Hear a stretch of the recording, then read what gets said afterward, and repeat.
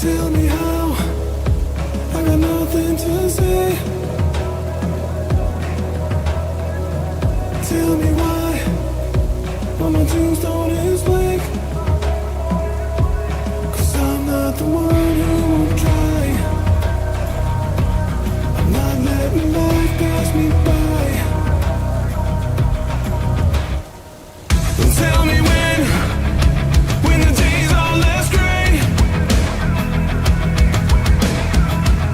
Tell me where is the road to less pain. How many days before I decay? It's getting so hard to get by. Where are all my trophies in life? And he hated the way he was dying, but the moment he turned on the light, he became what he dreamt of at night when he was young and hungry for life. Set to sail to a place I can't say. Live a life worthy of chase. The time is today. New blood in my veins. I won't be the joker in life, playing the part I don't like. And he hated the way he was dying, but the moment he turned on the light, he became what he dreamt of at night when he was young and hungry for life. And he hated the way he was dying, but the moment he turned on the light, he became what he dreamt of at night when he was young and hungry for life. Yeah.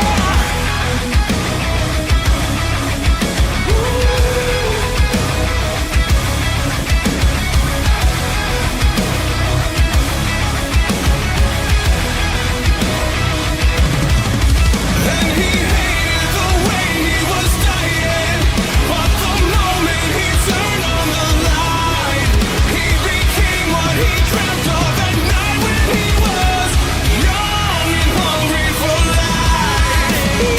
Young and hungry for life. Young and hungry for life. Young and hungry for life. Young and hungry for life.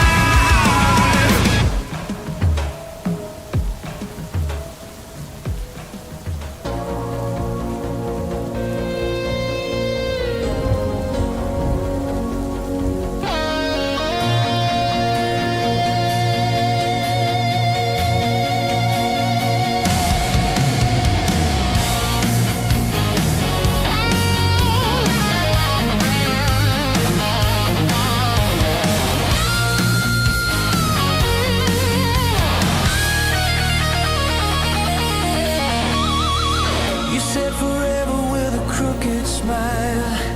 Promises fading after a while.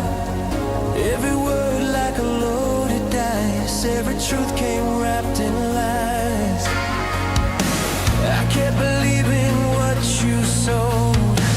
Turned my heart into your home. But every crack inside these walls shows the truth behind it all. I tried to fix what you denied, but truth can't live where secrets hide. I'm walking out your house of lies, brick by brick it falls tonight. No more tears, no more disguise. I'm done living in your house of lies. Your pretty words can't pull me back. All your stories fade to black. Watch it crumble in my eyes. I'm done living in your house of lies. Every sorry sound is sweet, but the truth was underneath.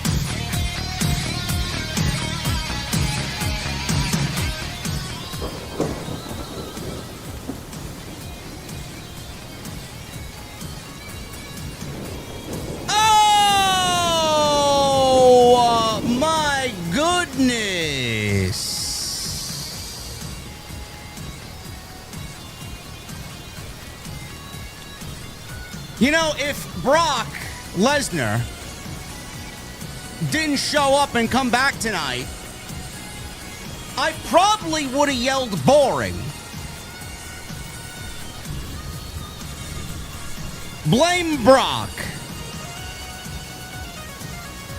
Monday Night Raw, Greensboro, North Carolina.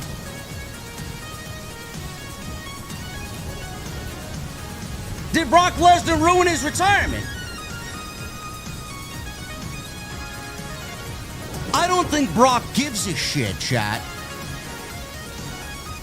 You're a mark. A dumb mark. Your name may be Mark. He don't give a shit.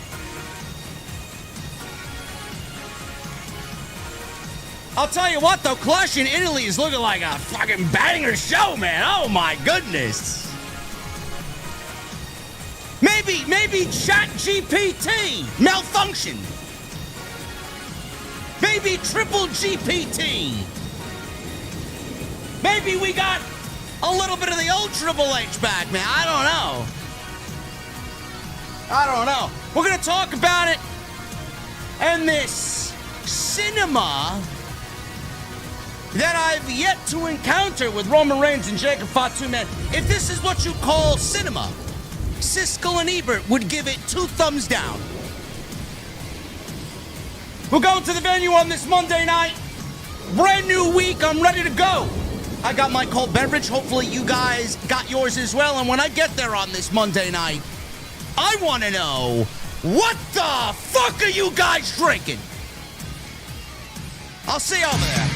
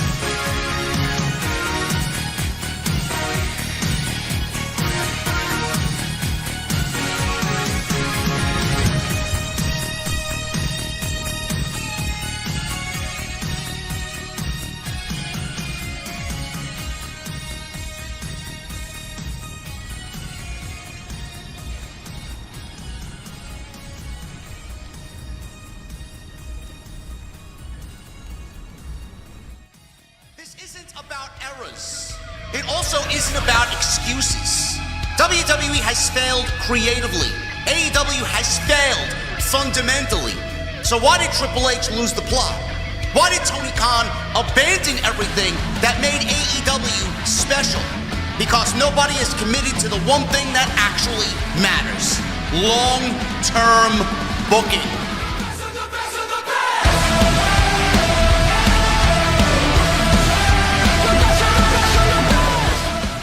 What is going on, guys? Thank you so very much for joining me right here on Off the Script. This is your Monday Night Raw post show for your Monday, May 18th, 2026. I'm your host, JD from New York. I still got my glasses on. I'm JD from New York, coming to you live from the OTS venue inside my mother's basement. Thank you guys so very much for joining me on this fine Monday evening, wherever you may be. You know, if Brock Lesnar didn't show up tonight, I would have deemed this show boring. Now, it did have its boring moments. It was trending in the direction of boring. And then we got that little dash of unpredictability. And I didn't really expect a Brock Lesnar to show up at the Greensboro Coliseum in Greensboro, North Carolina. No, I didn't expect that. Nobody expected that. That's the big talking point tonight. Brock Lesnar is back. He is now unretired. It took him a month, and he decided that he wanted to make more cash. He is back, and he theoretically, I'm praying to God, keeping my fingers crossed, that the Oba Femi Open Challenge is officially dead. That's what I'm hoping for. You know, I know a lot of people wanted Oba Femi and Brock Lesnar at WrestleMania. I am one of them. It is very difficult to not desire that type of big-time match at the biggest show of the year. The match did what it needed to do. We had 5 weeks of really, really good build. It was easily, by far and away, the best match built, storyline-wise, going into WrestleMania. Not surprising. They cared and nurtured for it more than anything else. It was unaffected by TKO and the rampant celebrity appearances. They didn't muddy it up. They didn't do anything to ruin what should have been a match of two Goliaths at WrestleMania. Going into Mania, we all had the discussion of, does Oba win? Does Brock win? I think most of us wanted Oba to win.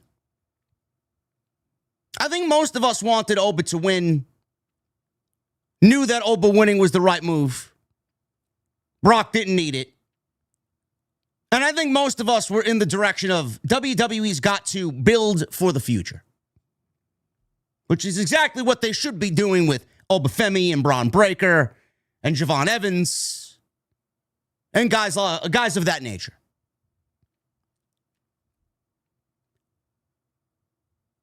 On the other hand, there were a bunch of people who said that Brock Lesnar should win.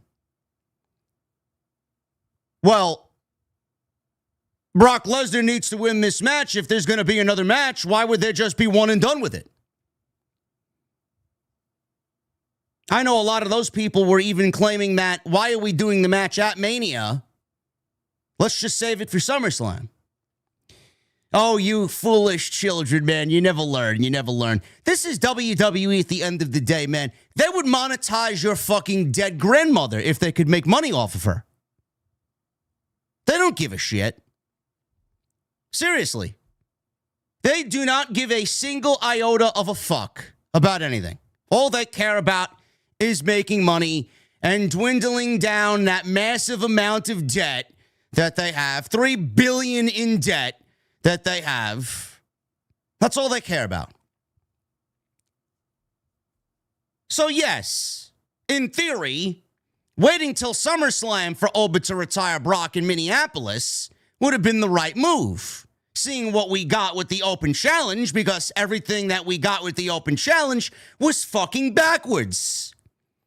How do you have Oba beat Brock Lesnar in 4 minutes and 45 seconds and then want me to suspend all of that and not think about Lesnar and 4 minutes and 45 seconds at SummerSlam and believe and get invested in Oba versus Tozawa or the Garzas or Otis or whatever else they had fucking planned for this Open Challenge? Which, looking at the individuals on this roster, were slim pickings to begin with. Those people were proven correct last week when we got a 90-second match with the Garzas 2-on-1, and we all asked collectively, what is the fucking point of all this? You're absolutely making everything that you did at WrestleMania worthless. And that's WWE's fault. None of it made any sense, and it wasn't making Oba Femi look any better. They were basically aura farming Oba Femi for a fucking entrance every Monday night because they got nobody else that's big enough to be called a star on this show. We went into another week of these open challenges, and I was ready for something ridiculous. I was absolutely ready for the Whataburger guy, or whatever, the DoorDash mascot, to come on out. How many advertisements of DoorDash did we get tonight, man? Did you guys keep count? All I know is I deleted the DoorDash app on my fucking app, on my phone. I was compelled to dash for the fucking remote control. Never mind order a fucking $45 food order with $10 off. Holy shit. Bro, I don't want your shitty food, man. Just give me a fucking storyline.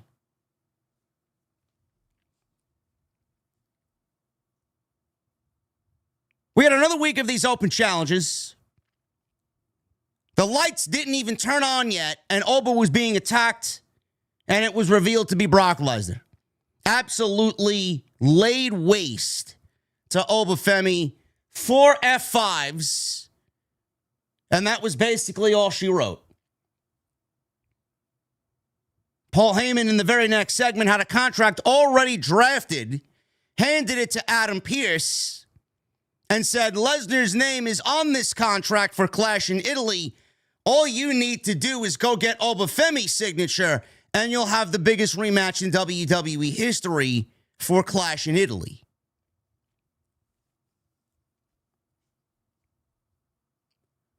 Now the question is, did WWE ruin Brock Lesnar's quote-unquote retirement at WrestleMania? Chat, I don't think Brock Lesnar gives a shit about his retirement. I don't.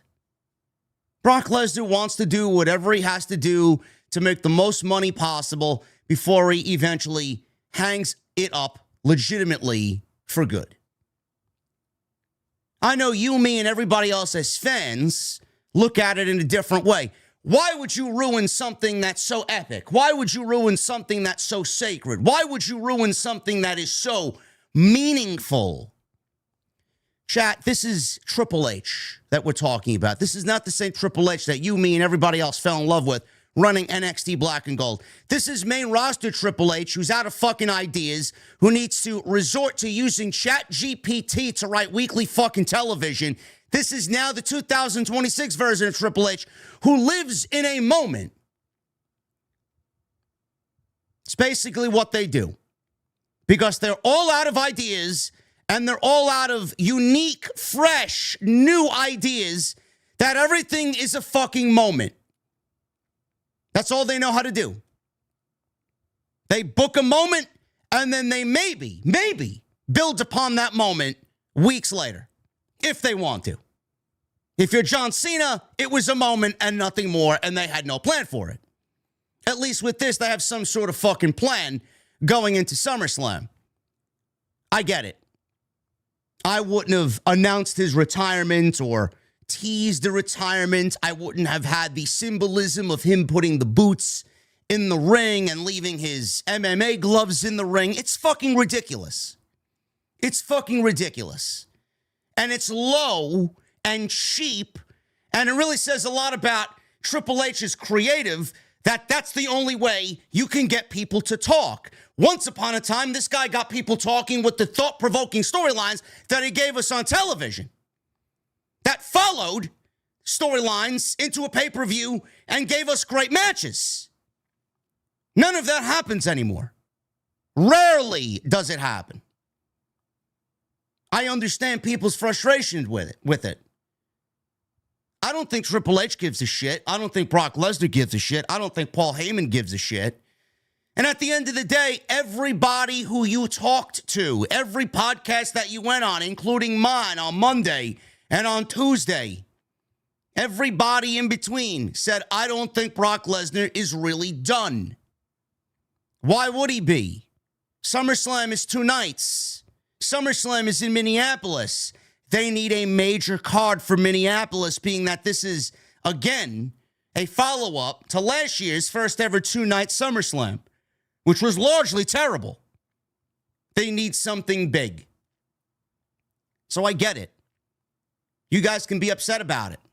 But I think at the end of the day, you, me, and everybody else knew that Brock Lesnar was not going to retire fully, and he'd probably be back for SummerSlam. So are you shocked?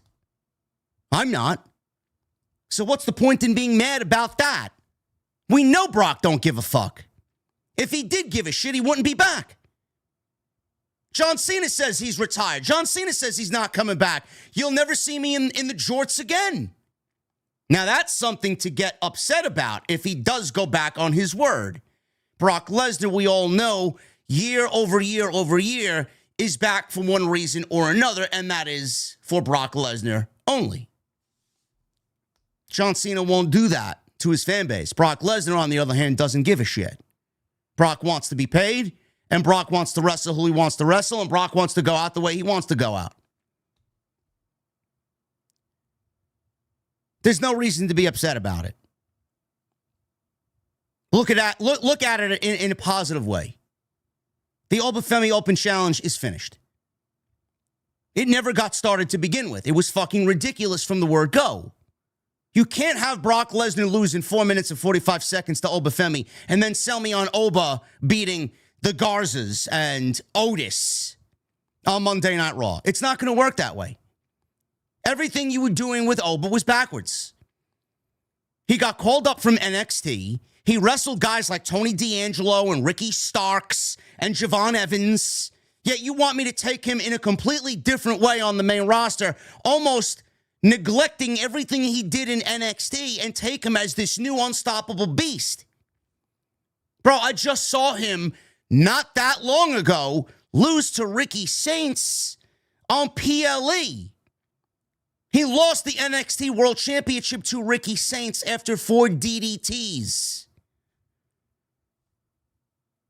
It was WWE's choice to book Oba Femi in that monstrous, dominant way. You basically booked yourself into a corner and you didn't know how to get yourself out of it. That's exactly what they did. This is the difference between NXT and the WWE. Everything you see on NXT don't fucking matter. None of it matters. Because when you get to the main roster, it's almost like they want you to forget everything that you did in NXT, and he's born again. He's new all over again on the main roster. I don't know why you just couldn't throw him into the Javon Evans, Ethan Page, Penta, Rusev situation. Why did we need to make him into this dominant, right out of the gate, fucking giant of a man? There are levels to this. If you start him at the top, there's only one way for him to go down. Hard. Why start him all the way at the top as a dominant force in the WWE? What happened to building him up slowly but surely? The reason is because WWE is starved for a top guy. Cody's not going to be there forever. Cody has absolutely said on multiple occasions this is his last contract. CM Punk. How long do you think CM Punk is going to go at a top level? He's in his mid-40s. Those wheels are going to get damaged and fall off eventually. How many more years do you think Roman Reigns has as a full-time guy? It's not going to last forever. He's younger than both Cody and CM Punk. And he's not going to be there forever. You're lucky you got him the way that you got him now on TV every single week. Seth Rollins. He's not a top guy. It's great, but he's not a top guy. They got nobody else in that company right now ready for a top spot. You're looking at Bron Breakker and Oba Femi as possible future top guys, and WWE needs to get to work ASAP. If there wasn't a starving WWE in need of a top guy, I don't think Oba Femi would have been booked out of the box the way that he has been. Because you see what WWE is doing. They're waiting, and the indecisiveness and the open challenges, and now all of it is a waste, and now they're going right back to Brock Lesnar. When you start him at the top and you put him in the ring with Brock Lesnar, there's nobody else to put him in the ring with but guys like Brock Lesnar. If you put him in the ring with somebody like a fucking Javon Evans or a fucking El Grande Americano, it's not going to work out that way. You've already interpreted Oba Femi to the fan base as this guy is the next Brock Lesnar, and that's the way you now have to book him. It's not the way I would have done it. Slow and steady wins the race, but this is not a slow and steady WWE. This is a WWE that needs a top guy immediately. Because when 2 or 3 years is up and Oba Femi is at that point of his career, they're going to be looking at him as the top guy. Cody, Punk, and Reigns may be nearing the end of their WWE runs. They're not going to be around forever. So that's why you got what you got. Clearly, WWE is going with the 3-match formula. Oba Femi beat Brock Lesnar in 4 minutes and 45 seconds at WrestleMania, and it was tremendous. It was the right move. Brock Lesnar retired, put his MMA gloves in the ring, put his boots in the ring, and started emotionally getting tears down his face. He was visibly emotional. I mean, how could you not be in front of 60,000 people when you do something like that? Maybe it was more of a symbolic thing that it's not the end of my career now, but it will be this year, and this is it for me. I'm assuming we'll hear him speak. I'm assuming we'll hear him hopefully give an explanation as to why he's back. We still got one more week before Clash in Italy. I'm hoping we get some sort of explanation from either Lesnar or Paul Heyman. Again, I understand why people would be upset at the visual of him putting those items in the ring. You only get to do that once, and they've already wasted and blew through that moment. Now a retirement at SummerSlam is not going to mean fucking shit because he's already done it at WrestleMania. But you should be pleased to know that Brock Lesnar wants to put over Oba.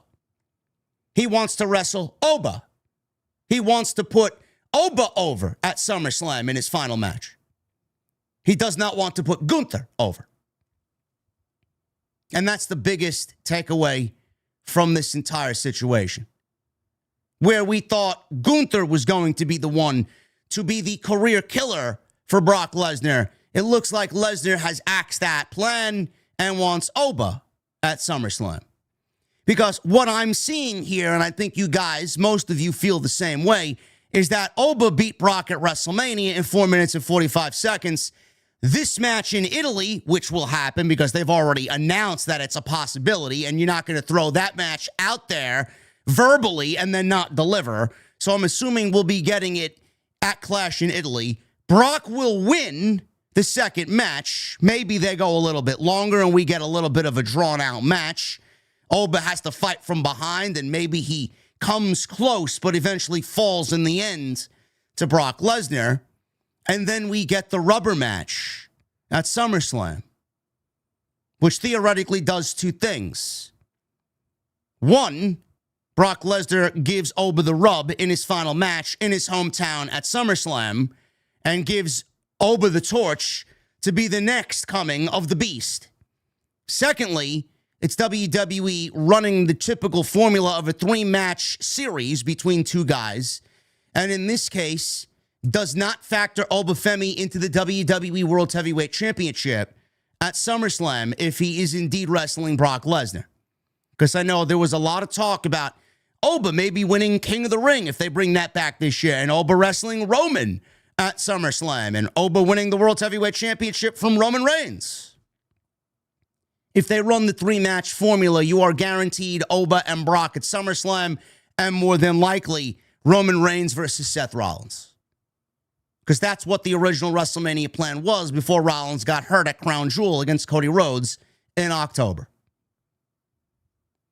So again, you could be upset that Brock Lesnar left his MMA gloves and his boots in the ring and cried at WrestleMania about retiring and walking away. I don't think WWE gives a shit. I don't think Brock Lesnar gives a shit. They're going to run with it.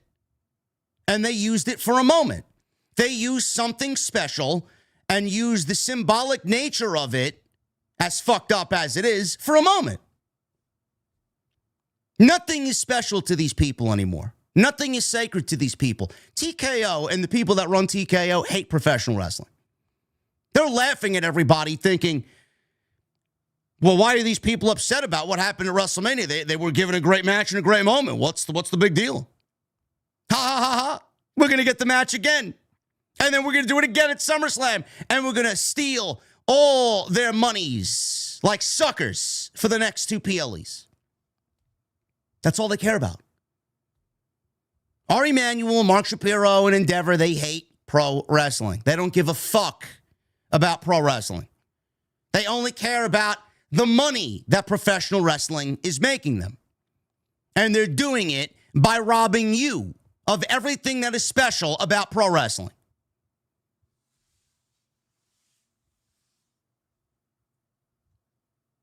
The other big thing that happened tonight was tribal combat between Roman Reigns and Jacob Fatu. This was the second week in a row where Jacob Fatu was in the discussion from Adam Pearce about being fired. They were never going to fire Jacob Fatu. Don't know how that's going to work in storyline without having it feel the same as everybody else that kind of did the same thing. Fired or quit. It's just a typical pro wrestling trope. It's stupid. Nobody believes Jacob Fatu is being fired from WWE. Where's he going? Back to the fucking brand that he originally originated from. Give me a break. Did they even explain how he ended up on Monday Night Raw or what the process was to get him on Monday Night Raw? Was this a move by Paul Heyman? Was it a move facilitated by Paul Heyman to move Gunther from Raw in exchange for Jacob Fatu? None of that was mentioned or explained. Just want to throw that out there. Last week, Jacob Fatu put all of the bloodline, Roman, Jimmy, Jey Uso, through the Timekeeper's barricade. He basically channeled his inner Samoan bulldozer. I thought it was a great spot. Largely the same shit that we see every single week. Last week, it was 12 straight weeks where we didn't get an actual match in the main event. I think WWE heard some people's criticisms and decided to actually book a main event match tonight on Monday Night Raw. They opened with the Bloodline stuff tonight. Every single week, a Samoan goes through a table. None of it's new, refreshing, exciting, thrilling, exhilarating, fascinating. It's none of these things. It's the same shit. It's rinse and repeat. The spot through the Timekeeper's barricade last week was really great.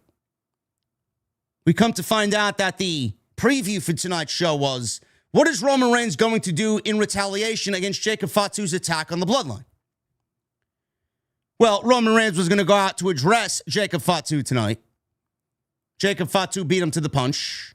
The Usos were out there to beat Roman Reigns to the punch, and they got in Jacob Fatu's face. They got beat up. And then it eventually became a Bloodline beatdown on Jacob Fatu to a point where they beat him so badly that Jacob Fatu even then still didn't quit and asked for more. It was then that Jacob Fatu asked for tribal combat. Clash in Italy. Tribal combat for the World Heavyweight Championship. Roman Reigns is 2-0 in tribal combat. There are a lot of people, a lot of trolls, a lot of fan accounts on X who deem this cinema. The Bloodline has stopped being cinema for well over 3 years now.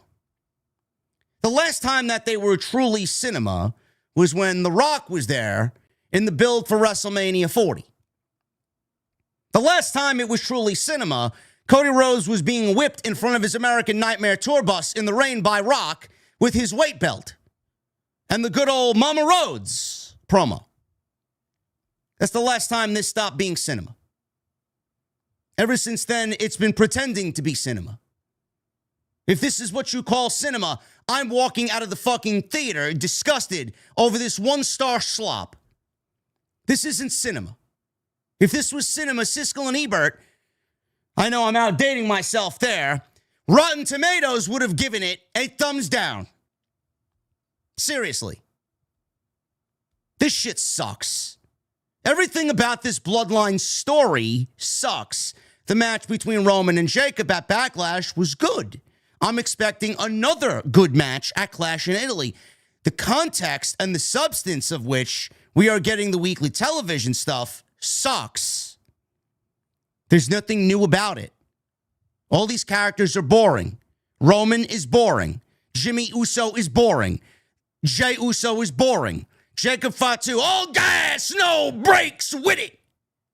All right, boring. All gas, no brakes. Boring. What exactly am I supposed to be invested in here?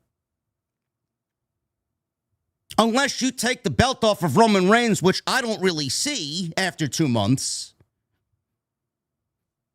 What exactly is the point of all this? It's either Jacob Fatu becomes the world's heavyweight champion, or Jacob Fatu falls in line like everybody else and acknowledges Roman Reigns, which is basically the same shit that we got with everybody else before. Jimmy Uso acknowledged, Jey Uso acknowledged, Solo Sikoa acknowledged, Sami Zayn acknowledged. What exactly is the end goal here? We have a 2-night SummerSlam in August. August 1 and August 2. Do you genuinely think that they're going to take the belt off their biggest draw? They put the belt on Roman Reigns. They put the World Heavyweight Championship on Roman Reigns because WWE needed somebody with that level of star power because CM Punk was always going to end up taking a break or move to SmackDown. And they had nobody else on Monday Night Raw. Or Netflix asked for Roman Reigns to be the World Heavyweight Champion. Which is it? It may be both of those things. I don't see Roman Reigns losing the World Heavyweight Championship. I think that would be ridiculous. So you're giving us this Jacob Fatu Roman Reigns storyline that is presenting nothing new. How many more Samoans can go through the announce table? How much of the same shit can we see week in and week out with the same dialogue week in and week out? There's been nothing that has progressed this at all. Fatu gets the one up on the Bloodline. Then the next week, Fatu gets the one up on the Bloodline again. And this week, Roman gets his revenge. And then Fatu, as a beast, says, I'm not done yet, Roman. Tribal combat, Roman. All right. If he doesn't win at Tribal Combat, then what do we do? Has anybody thought it out that far? Or are we going to lead Monday Night Raw with a Jacob Fatu World Heavyweight Championship title run? I doubt it. I highly doubt it. Is this going a 3-match series? And if it does, Jacob Fatu's batting 0 for 3. I would be shocked if Jacob Fatu wins the World Heavyweight Championship. Triple H is already having nightmares, and he hasn't even closed his eyes yet about taking the belt off of Roman Reigns. He already had to do it with Cody Rhodes on the road to WrestleMania. You think he's going to do it with Roman in the same year? Give me a break. This is not cinema. This is lazy. Seth Rollins and Bron Breakker ain't lighting the world on fire. The women's tag team division for the tag team titles is fucking boring. Garbage. This El Grande Americano stuff has got to come to an end, man. They cannot take the mask off Chad Gable any sooner. Seriously. And Finn Balor versus J.D. McDonough, largely more of the same shit, but man, that was a good street fight. Very good match between those two. We're going to talk about it tonight, right here on Off the Script. This is your Monday Night Raw post show for May 18th, 2026.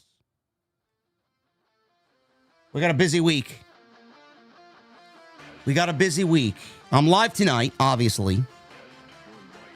Tomorrow morning, we got the 2 count with the coach, Jonathan Coachman, and myself.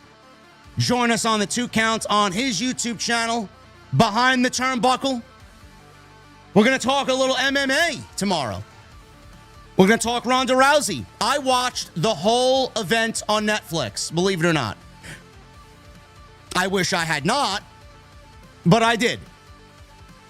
And we're going to go over it tomorrow. It should be a very colorful discussion.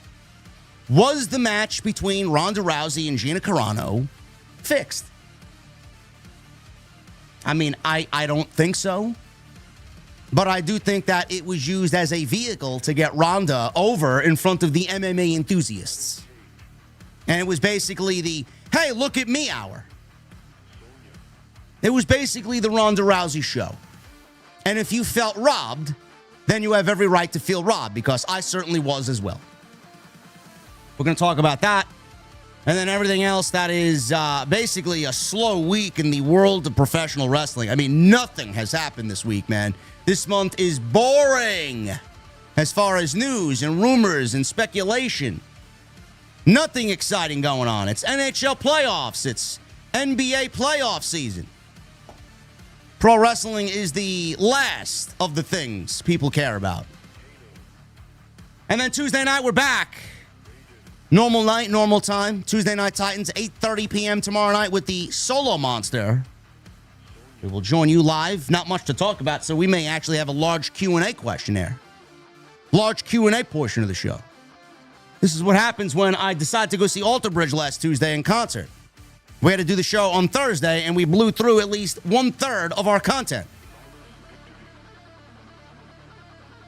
Wednesday night, we'll be live with the go-home show for AEW Double or Nothing. Jesse and I will be live for what is a 3-hour Dynamite/Collision, where we don't usually watch the 3rd hour because it's largely a waste of time.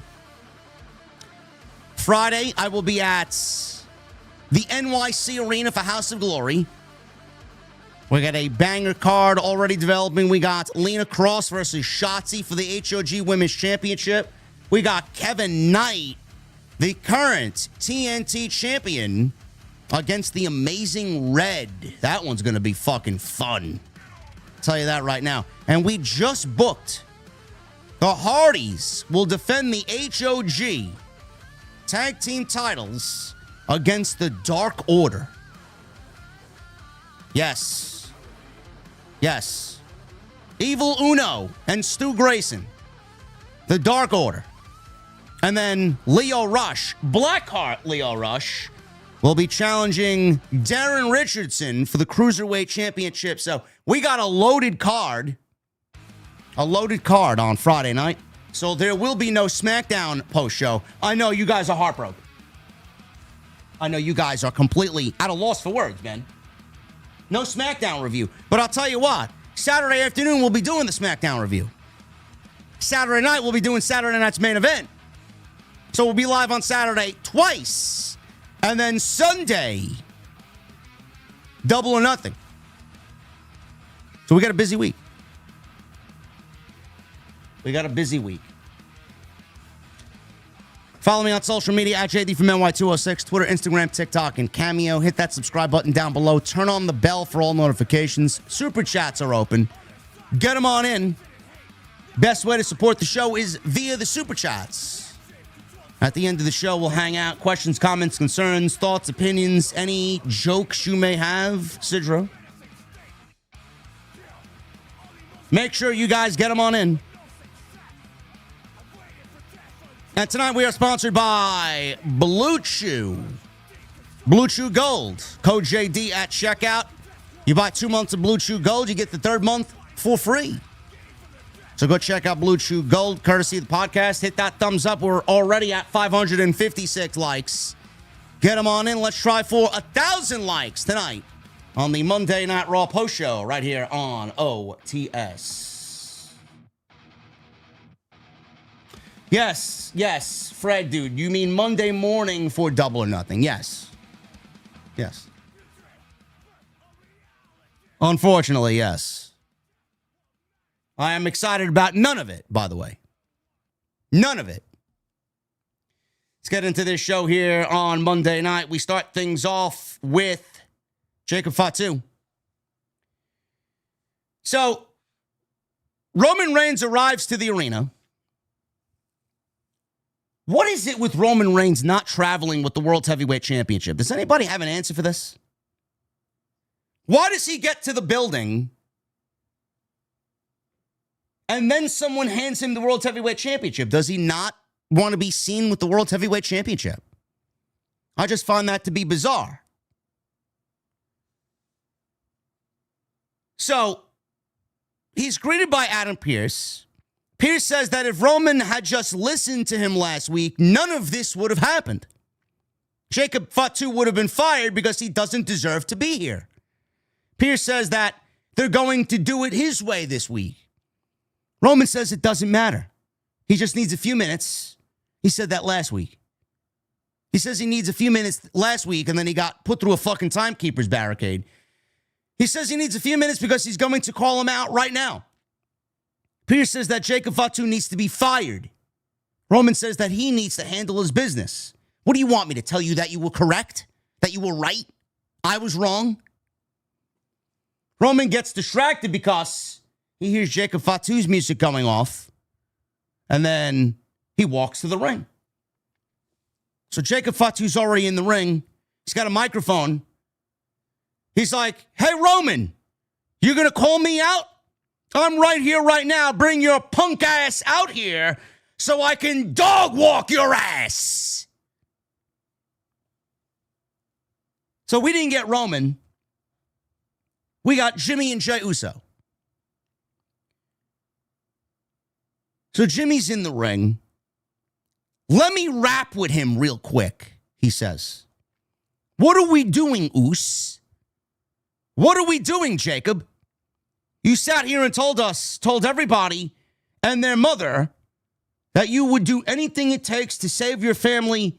You would do anything it takes to take care of your wife, to give them a better life. Part of that was acknowledging the tribal chief. You lost at Backlash. You were supposed to acknowledge him, and you did not. It's like you chose the hardest path to follow. You messed around and put your hands on management. Now, guess what? They're about to fire your ass. Then what? Are we going back to that lifestyle? We don't give our kids the big bag, the better schools, the better cars, the better life, because you ain't thinking. Then what? We're going to be right back in prison.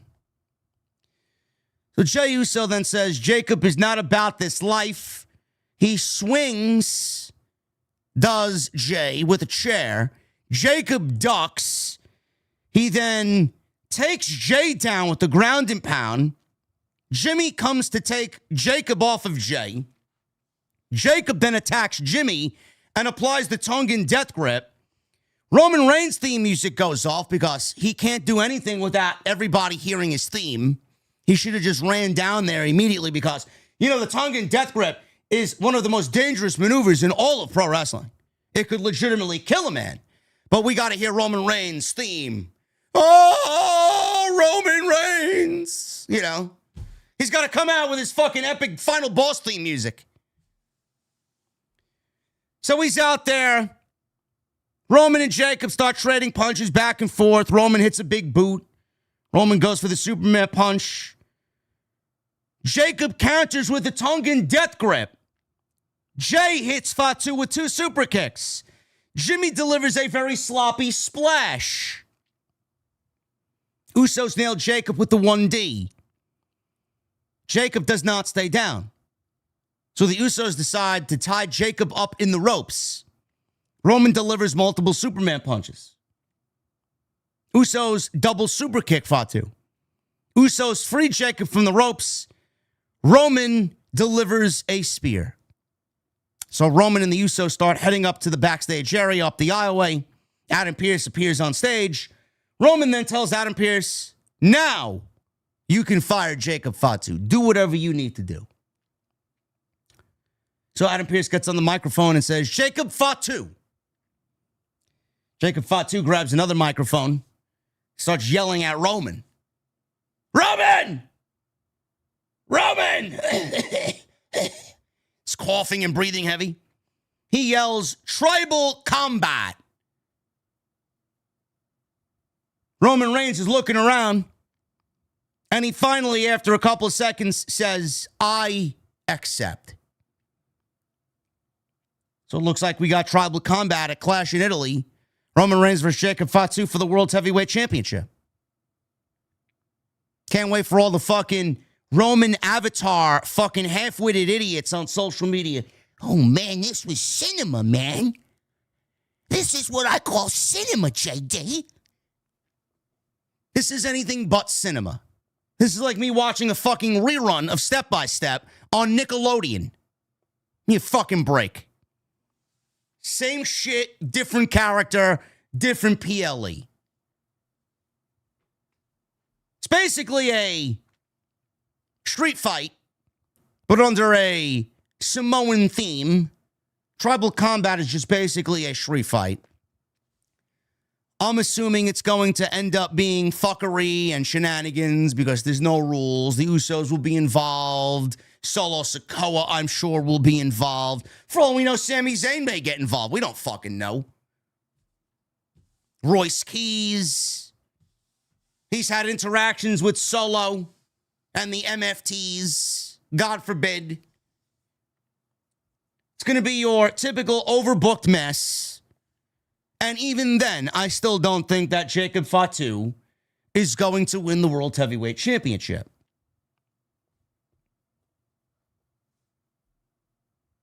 I'm not interested. The match should be fine. But I don't think Jacob Fatu is going to benefit from any of this whatsoever. So we got our first match here, Street Fight, which is basically, I mean, if you wanted to call this Tribal Combat, you could have called this Tribal Combat. It's basically the same fucking thing. JD McDonough versus Finn Balor in a street fight.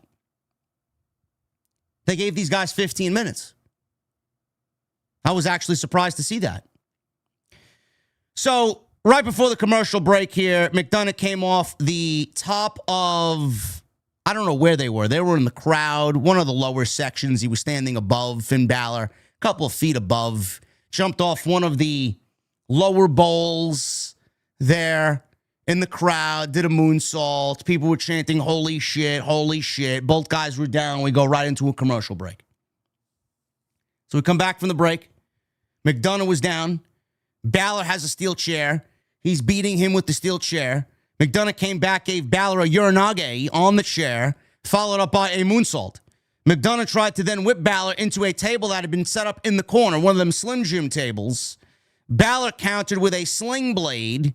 He didn't go through the table, by the way. He stopped after an Irish whip and did not go through the table. Balor countered with a sling blade. He then sent JD McDonough through the table with a devastating shotgun dropkick. He goes up for a coup de grace. McDonough avoided it and hits a Busaiku knee. McDonough hits a power bomb. He goes for cover. He gets a 2 count. McDonough hits another moonsault for a near fall. Excellent looking moonsault off the top rope. Beautiful. McDonough does not get a lot of credit at all. So, Greensboro, North Carolina, they had a chant of JD sucks, JD sucks. I actually felt quite offended at this chant. So they're chanting JD sucks. He sets up another table in the ring. He puts Balor on top of the table. Balor recovered, crotched McDonough on the top rope. He then put him on the table. Balor went up top. Dominic Mysterio ran out to interfere. This allowed McDonough to deliver a beautiful superplex on Balor through the table. Great looking spot. Table fucking disintegrated. Balor kicks out at a 2. So now the crowd is chanting, Dom, you suck. Dom, you suck. So the referee's trying to clear the table here from the ring. Dominic, at this same time, throws some trash cans into the ring. This is all legal, by the way. It's a street fight.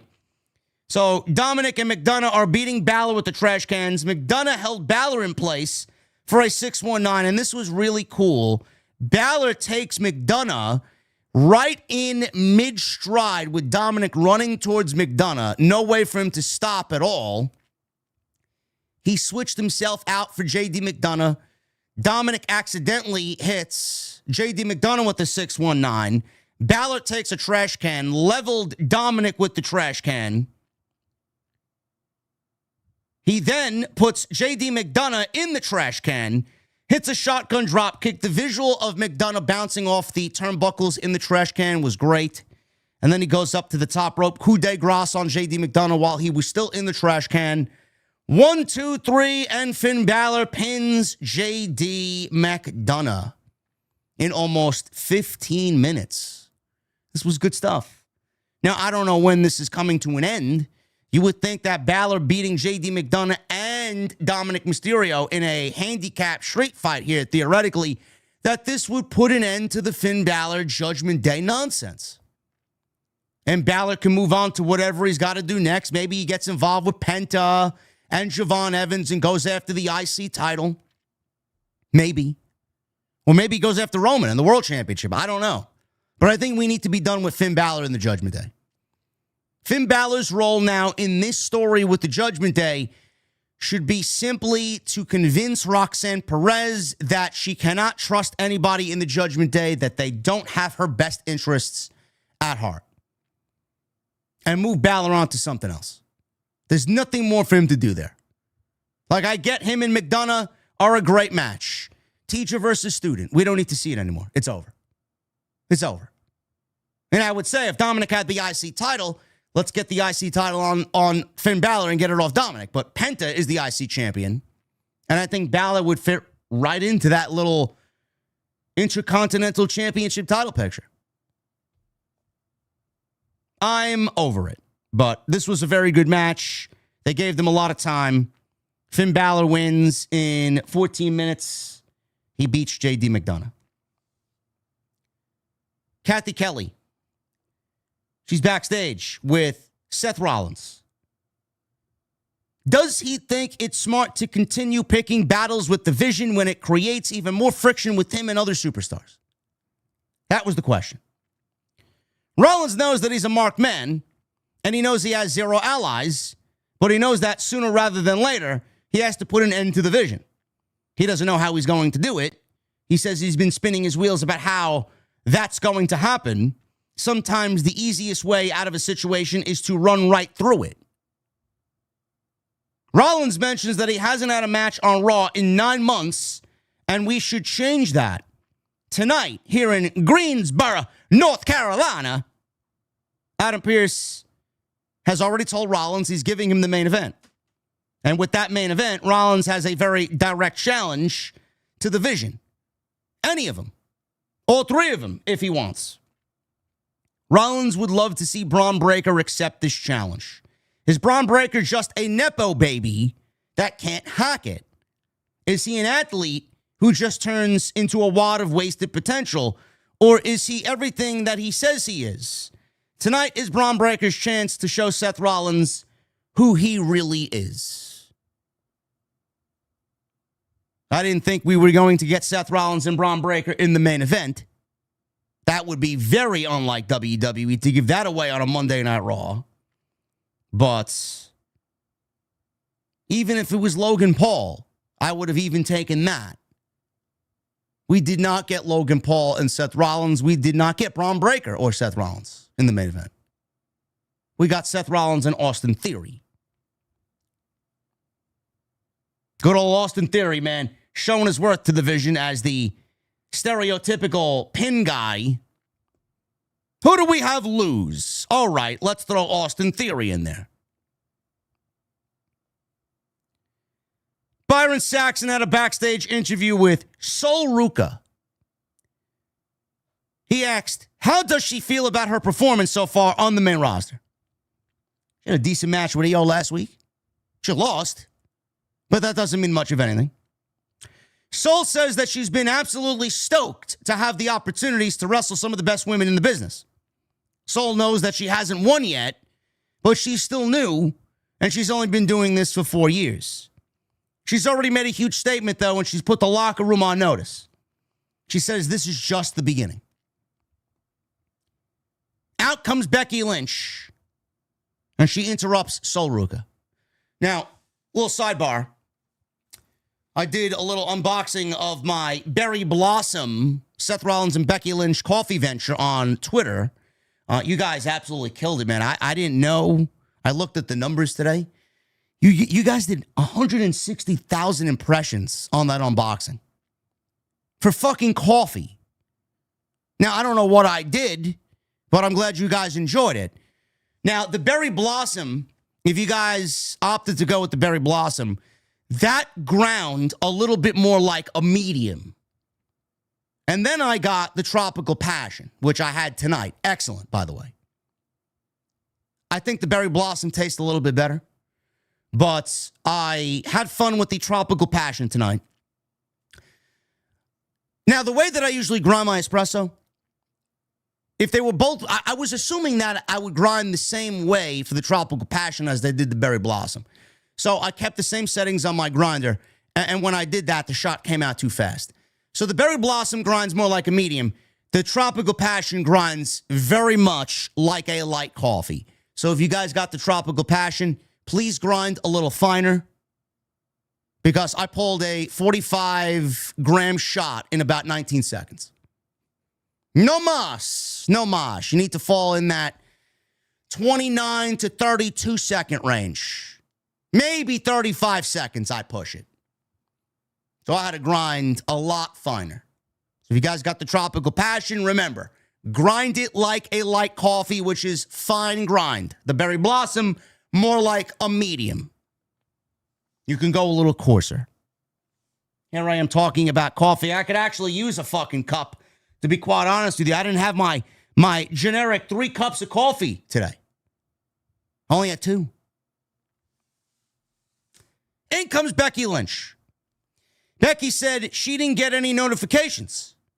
Sol hasn't faced the best because she hasn't wrestled Becky Lynch.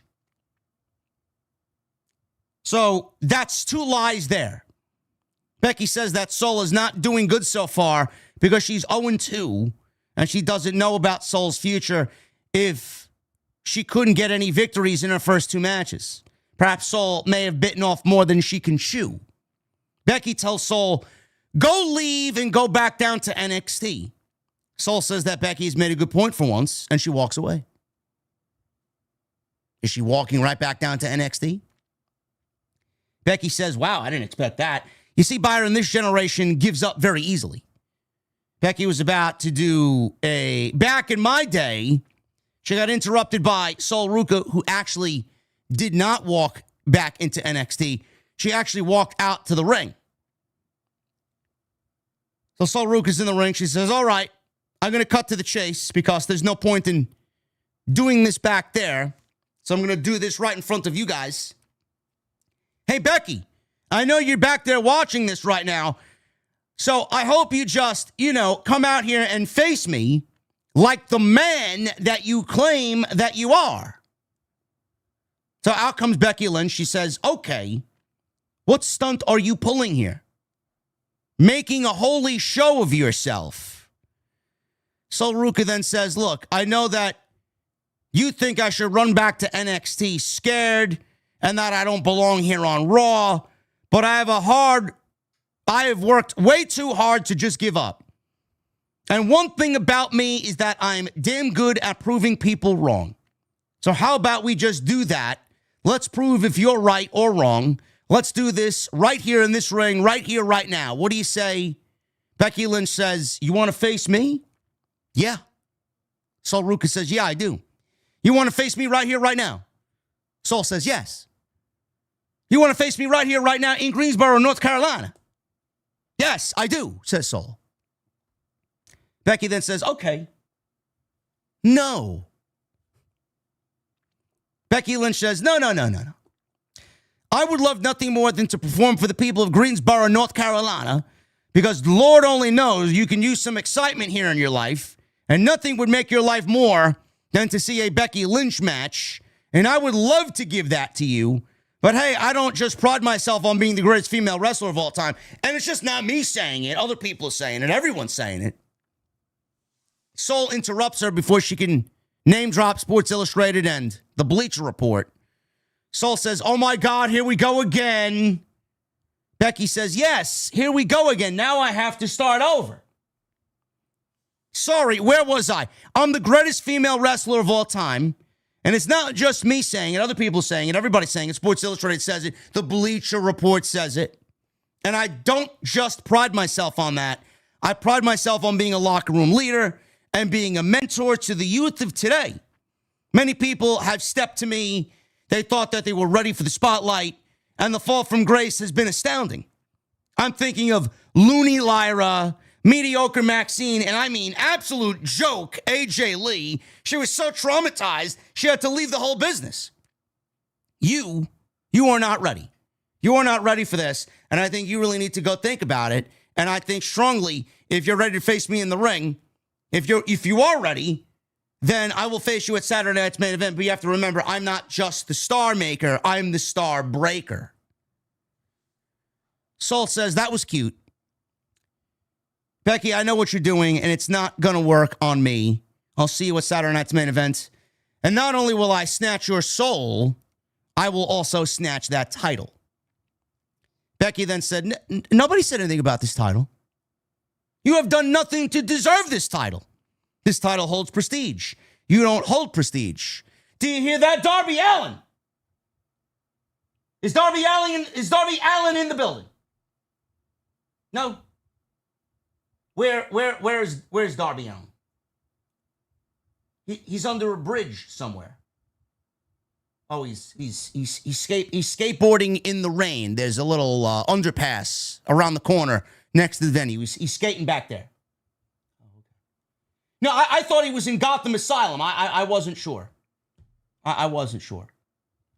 Doesn't he have a world championship match to get ready for? Who's he wrestling again on Wednesday? Spitball?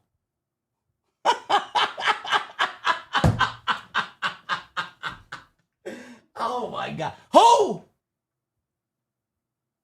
Oh, Speedball. Oh, I thought you meant spitball, like the fucking jock in the back of the class, using the spitball with the straw, spitting at the geek in the front row. Oh, a speedball, Mike. What? You gotta be kidding me, man. He defended the title against Sammy Guevara on Saturday. Oh, my God, man. You gotta be fucking with me, man. You gotta be fucking with me, man. Is that true? Shad, is this true? He defended the title against Sammy Guevara on Saturday? What are we doing over there, bro? Oh, my goodness. Tell him I don't even want him in the fucking venue, man. Mid-carders at best. Your world title is a mid-card title. See, Becky gets it. Becky gets it. What have you done to deserve a championship opportunity? So Ruka is winless. You just can't be asking for title matches, bro. Like Speedball, he wrestled. Who did he wrestle on Wednesday? Some unnamed jobber, Westbrook, I think his name was, right? He beats this guy in 60 seconds after a monumental botch. And then he says, I want the AW World title. Bro, what is this, a video game? Holy shit. MJF can't win this title soon enough, man. Holy fuck. Yeah, we got Brian Alvarez who claims this is a generational run for Darby Allin. A generational title run to who? The Nielsen ratings. Have you guys seen the ratings as this Darby World Championship reign has continued to fail? A generational title run to the fucking overweight slobs who haven't showered in 7 days that call themselves AEW sickos. You got green shit growing in between your toes. Go take a fucking shower. You break. Welcome to the big time. I like this. I think Sol Ruka needs to work on her promo. I think she sounds very scripted. Or Or maybe not scripted. Maybe she doesn't know how to deliver a promo. She delivers a promo like she's remembering her lines. We need to work on that.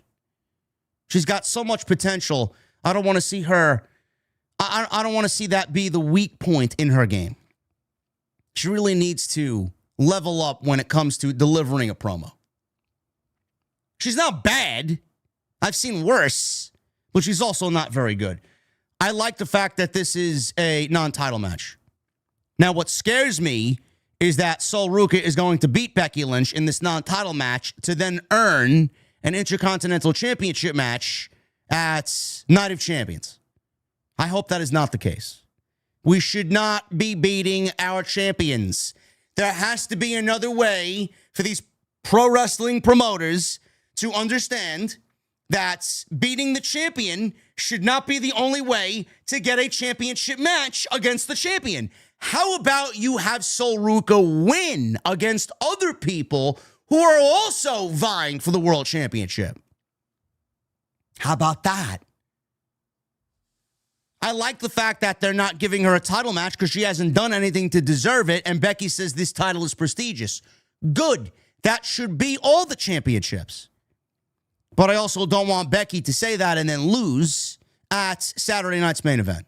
Which, by the way, do we really need Saturday night's main event to be a miniature version of Evolution? There's 3 women's matches on the show. Why do we need 3 women's matches on the show? The tag team championships, apparently, Lash Legends said on Friday that the winner of this tag team title match tonight, which ended up being Paige and Brie Bella, they will defend against Lash Legend and Nia Jax at Saturday night's main event. Then we got Rhea, Charlotte, and Alexa versus Jade Cargill and the Not So Baddies. And then we got Sol Ruka and Becky Lynch. And then we got the Intercontinental title between Penta and Ethan Page. Are they adding a 5th? Are they adding a 5th men's match? Hopefully. When did this become mini Evolution all of a sudden? Well, if you want to take one match away and put another men's match, I don't think Nia Jax needs to be on the fucking Saturday night's main event show.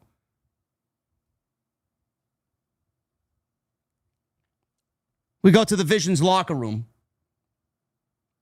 Ego better carry. We go to the Vision's locker room. Austin Theory says it's funny that every time he has a championship, the Street Profits don't.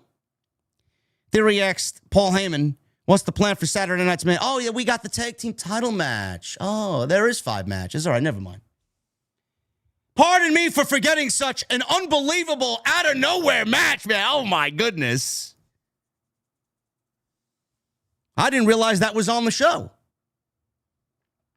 We might have 5 matches. Look at that. All right. Now it doesn't look so bad. So, he wants to know what's going to happen for Saturday night's main event. What's the plan? Bron Breakker joins the conversation. He says something in regards to Rollins. He does a cheap Seth Rollins impersonation. Heyman heard what Rollins had to say earlier. Breakker tells Heyman, make the match tonight. He wants Seth Rollins in the main event. Heyman thinks that's a great idea, but it's going to be Seth Rollins versus Austin Theory. Logan Paul is excited for Austin Theory because he says he's going to be in the main event. Breakker asks Paul and Theory if he could have a conversation with Heyman alone. Theory tells Breakker they have his back.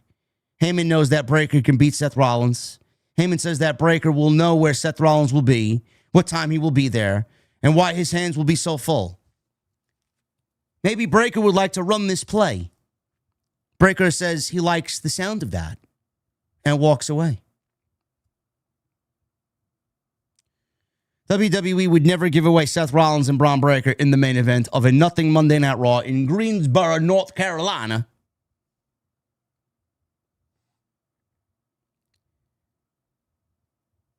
We go from that to El Grande Americano and Los Americanos. This is Bravo and Rayo against the original El Grande Americano and Los Americanos Hermanos. Brutus and Julius Credo in a tornado tag team match. Now, this is no tags. Bro, this is absolutely Chat GPT written. How do we make it different, but also the same? They don't want to let this feud go. I am completely done with this El Grande Americano versus El Grande Americano. Like, we are struggling so bad. Seriously. We are struggling so bad that you got two great tag teams in Pete Dunne and Tyler Bate hidden away under masks. You got the Creeds, another great tag team, hidden away under masks. Chad Gable, under a mask. Bro, we need this to end immediately. Leave Kaiser to the gimmick. Let him work AAA. He's huge down there. Take Pete Dunne and Tyler Bate and put them back on Raw. I don't even think they do that. I think they keep him with Kaiser and let them run the gimmick down there. They'll be forever in these masks until they decide to do a unmasking of them on AAA. Like, I can't wait for this shit to be over. The fans in Greensboro didn't give a single shit about any of this. If this match took place on AAA television, they would have fucking tore the building down. Nobody gives a shit about this stuff here. Get Chad Gable back where he belongs, fighting for the right to be the Intercontinental Champion. And get the Creeds back in a tag team element, which right now there barely is any tag team element on Monday night or in WWE, period. This was fine. El Grande, Bravo, and Rayo win when El Grande Americano pinned one of the Creeds, who I think it was Julius Credo that he pinned.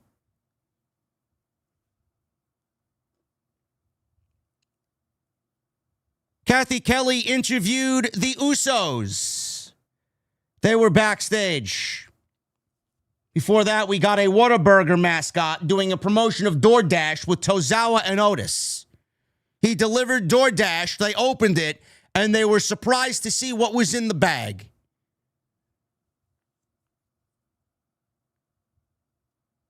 The Usos were interviewed by Kathy Kelly. Jey Uso says that tribal combat is like sacred combat in WWE, where family handle beef. Jey has been in tribal combat before. It's crazy. You don't know what's going to happen. LA Knight joins the conversation. Jimmy Uso says that now is not the time to talk about this. Or what? Are they going to jump LA Knight like they did Jacob Fatu? Maybe they'll bring in Roman Reigns and do the whole Oofalafa ceremony, he says. And they all go tap dance on him. Is that how this is going to go? There wasn't that long ago where the Usos and LA Knight were fighting division because of the way they did things, because it was rubbing all of them the wrong way. Now it's the exact same thing. LA Knight says that the Usos are no better than the Vision. Knight says that he's going to do what he has to do, and if that means getting his ass whipped, he's okay with that. Because here's the deal. You do dirt, you get dirt. Yeah. Jimmy says, not now. And both Jimmy and Jey walk away. Now, there was a report on LA Knight tonight via Sean Ross Sapp and Fightful Select. They put it behind the paywall. Apparently, there was news on LA Knight because a lot of people were making assumptions about LA Knight and the fact that he was absent from WWE television. LA Knight has been written off television for a number of weeks now, leading to questions about his whereabouts. Fightful Select inquired following his disappearance from Raw, right after it looked like he was set to start a program with Gunther. Since then, LA Knight has been off TV, and Gunther was moved over to SmackDown, where he's now targeting Cody Rhodes and the WWE title. When Fightful asked within WWE, and to people familiar with the situation, they claimed it was a non-story, and he was just off television. When we pressed on the situation, it was claimed that it wasn't as a result of an injury or a pay dispute or anything related to recent releases or pay cuts. It was also confirmed to us that creative quickly changed after WrestleMania for a number of wrestlers, and that included LA Knight. We're looking to learn more about who and what changed. Well, clearly it changed because we saw LA Knight and Gunther face to face, and it came off as if they were going to battle eventually for the right to wrestle Roman Reigns. So now he's back doing Vision Vortex bullshit. Is he going to help Rollins? Is he not going to help Rollins? Is he going to join in on the fight because Rollins has no allies? He's got no friends. Bro, if LA Knight asks for his release tomorrow, I would not be shocked. This is slop. The guy is still mega over. The guy is still one of the biggest fan favorites that they got. And they've done nothing with him for months and months and months. I can't wait for the LA Knight needs to win Money in the Bank discussion to start up all over again. I don't think it's going to happen, chat. I don't think it's going to happen. LA Knight isn't getting anywhere near the World's Heavyweight Championship. Not with Roman Reigns at the top, and not with Oba Femi and Bron Breakker and Seth Rollins. It sucks. It really does suck. They got nothing for him. One of the most popular wrestlers in the company, and this creative team has absolutely nothing for one of the most popular wrestlers, not even in the WWE, in all of pro wrestling. They got nothing for him. If that doesn't tell you how bad, how awful this creative team is, that they got nothing for LA Knight, who's one of the most popular wrestlers in the entire industry, I don't know why you would have hope for anything on this show if they fucked that up. The guy should have been a world champion already, at least once. At least once. And it should have happened last November. He should have won the world championship and not CM Punk. He should have won the World Heavyweight Championship. And now we're looking at LA Knight battling division. He's been battling division since last July. And now he's still in division business. God, this creative team sucks. Yeah. Moving on. Ethan Page sit-down interview with Michael Cole. So, Ethan Page hands Michael Cole questions that he had preordained and written out already. He hands these pre-written questions to Michael Cole. Michael Cole's like, what is this? This is actually for both of us. Interviewers rarely are able to capture my standard of excellence, so I'm here to help you out. Michael Cole says, you do realize how long I've been doing this, right? Yes, I'm aware of your resume, and I'm actually shocked with the lack of humility. There's always room for improvement, Michael. Please. Okay, I'll read your questions. Penta has the title. You have everything else. The look, the ability, the record, the resume, the jawline. Michael Cole looks at him and says, are you for real? Yes. Please continue. Doesn't it feel unfair that Penta will have to defend his title against you Saturday? The man that broke the North American Championship reign-winning record, former NXT champion. The government of Canada recognized you, and now you want to rename the Intercontinental title the Ethan Page Championship. Mike, life is not fair. Do you really think that I chose to be born like this handsome, this talented, this charismatic, this dangerous in the ring? No, some people are just lucky to be born under the stars, just meant to be a champion. Others have to work very hard at it, like Penta. Michael Cole says, well, I do have a question for you. Okay, no, please, honor the request of the talent. You know, I can't do this anymore. Ethan, you have everything. 30 years, I've been in this business. I've watched them come and go. But you have the looks, you have the charisma, you have the athletic ability. You're going to be a champion one day. In fact, you could be one of the greatest of all time in WWE. But you also have ego. And I think ego is going to cost you the Intercontinental title on Saturday. Oh, you think so? Now, all of a sudden, You're worried about my future, Michael. Lovely. It's not ego. It's pure confidence. I believe that already.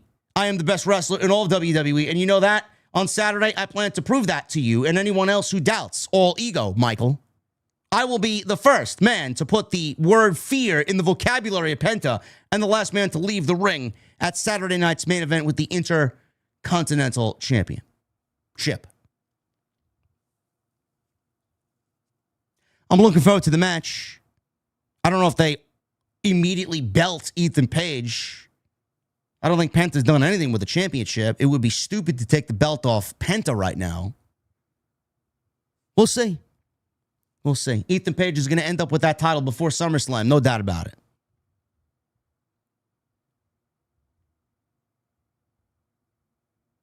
Women's Tag Team Championships.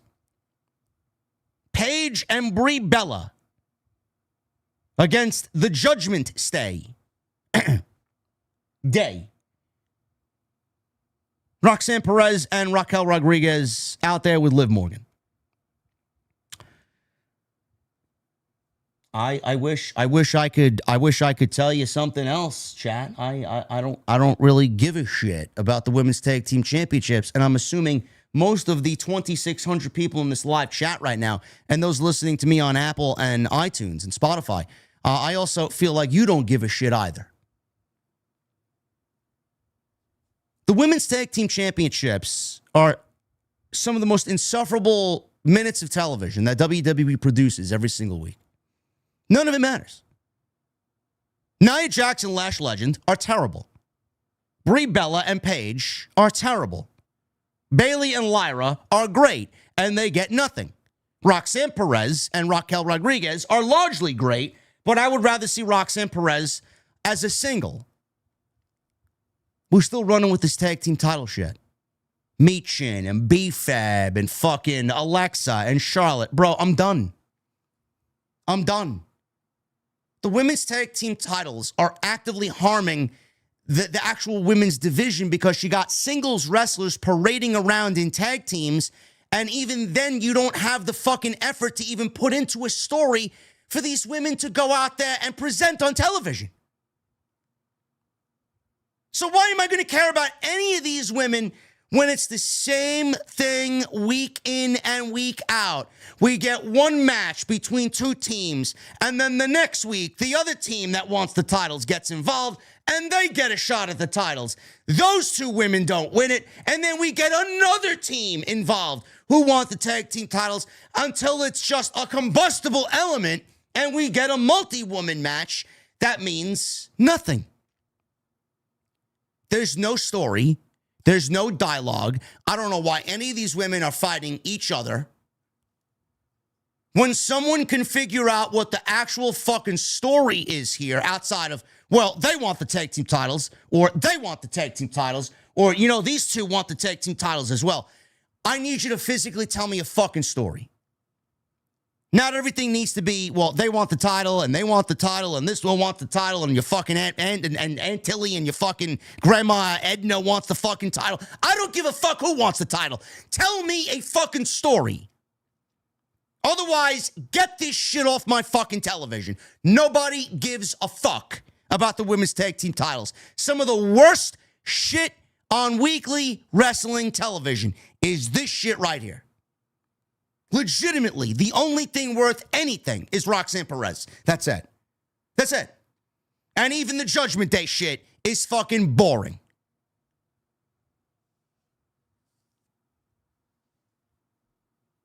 Oh, no, not Aunt Edna or Grandma Edna. How many Ednas are there? Paige and Brie Bella retain in 10 minutes.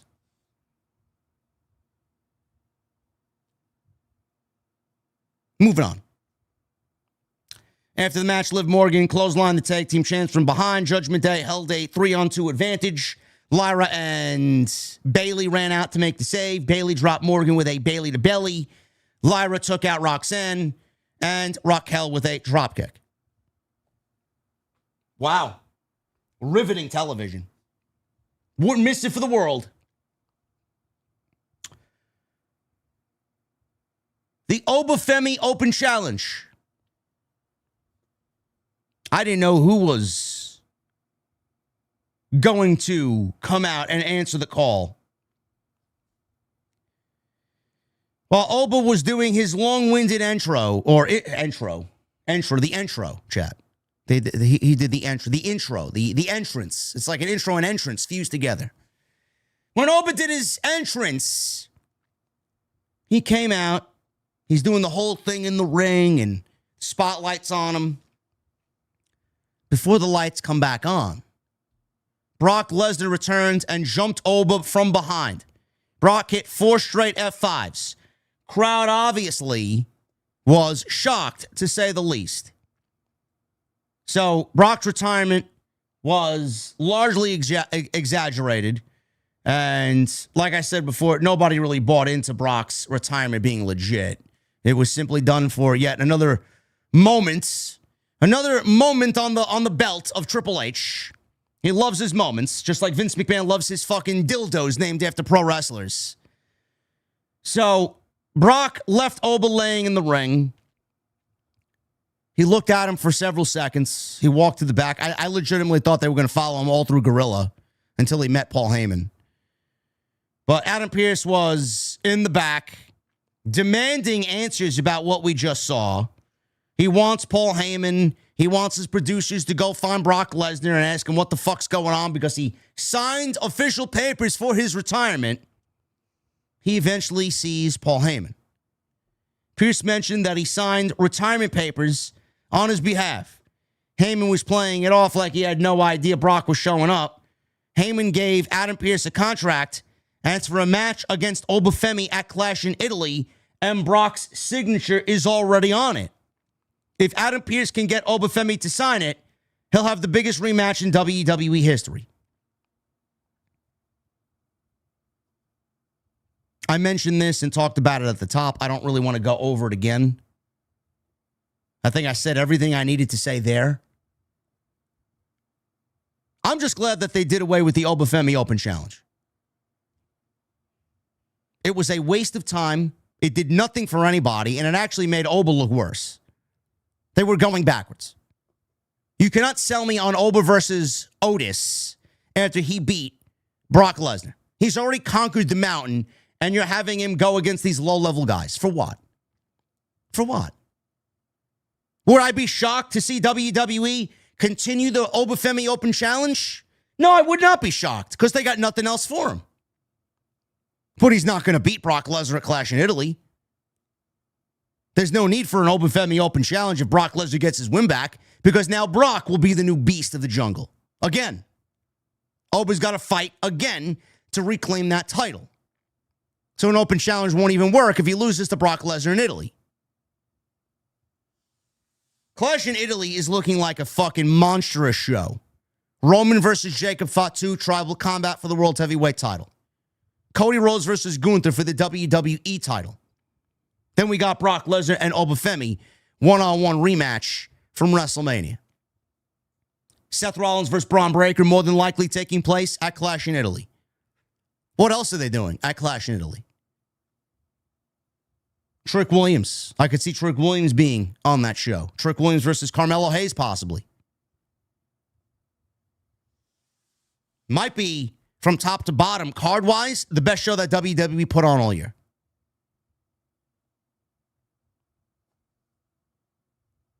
Like I mentioned before, if you're upset that Brock Lesnar's retirement was nothing more than a moment and they wasted it and ruined it, like, bro, you aren't going to convince me at all. I'm with you. I'm with you. I hate it. Some shit you just don't do because it's only a one-time thing. You can't take that moment back. You can't redo that moment. Like, if you wanted that to happen, then you should have saved it for when he puts over Oba at SummerSlam. So, they've already wasted that moment. You can't put it back in the bottle. Brock doesn't give a shit. He thinks you, me, and everybody else are marks. He's got millions upon millions of dollars coming to him for the lightest work schedule in the history of pro wrestling. He don't give a fuck. He's back for one reason and one reason only. Cash. The only thing that I hope is that the Oba Femi Open Challenge is finished. Which, I mean, after this, it should be. And that we get this rematch, and it goes a little bit longer. I'd like to see a little bit more of a babyface struggle for Oba to eventually come back and then fall short to Brock. Brock needs to win. I'm assuming he will, and then we'll get match 3, and then Oba will go and wrestle Brock at SummerSlam. What they do with Oba in the meantime, from June till August, I mean, it's only 2 months, but given 2 months, WWE could fucking kill a career in 2 weeks. Never mind 2 months. They could kill momentum in fucking 7 days. It doesn't matter to these people. We'll see what happens. Kathy Kelly. She was backstage with the Street Profits. Angelo Dawkins says that the Vision are tough, and there's a reason why they are the tag team champions, but they'll be ready for Saturday night's main event. Montez says that they're not new to this, they're true to this, and they have a vision for themselves. At Saturday night's main event, they walk in and walk out the new World Tag Team Champions because the Street Profits are up, and they want the smoke. Dawkins notices Seth Rollins heading towards the arena. Montez tells Dawkins that if he wants to waste his time, be his guest. But don't expect me to get involved. So Dawkins, he was a little kind of feeling bad for Rollins last week. So he wanted to at least talk to him this week. He walks up to Rollins. Dawkins says that they don't have to be friends or trust each other. And I can't speak for Montez, but he's grateful for Rollins helping them out last week. Rollins says, I know I have no friends, and I know nobody trusts me. Rollins is thankful that Dawkins understood what he was trying to do last week, and he apologizes for Bron Breakker spearing him last week. Because that's exactly what happened. Bron Breakker accidentally speared Angelo Dawkins last week. Rollins says that he needs to focus on this match, and he once again thanked Angelo Dawkins. So at least there's some communication between Rollins and Dawkins. See, I'm not asking for much. At least there's dialogue here and there's continuity. There's a cohesive story from week to week. As small as it may be, at least we have a fucking, like, a narrative that we can follow. We have a series of events that we could follow. It is very difficult to follow most of this shit in the company on a week-to-week basis. At least this is at least simple enough, and this is all we require. Seth Rollins versus Austin Theory is your main event for Monday Night Raw.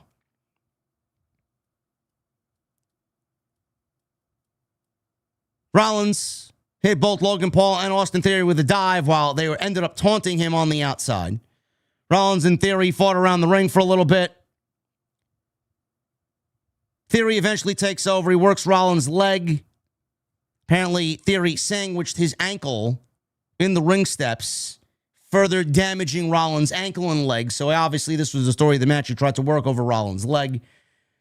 Logan Paul yanked Rollins to the floor. He landed on his injured ankle. They crotched him on ringside and then hit him with a rolling forearm.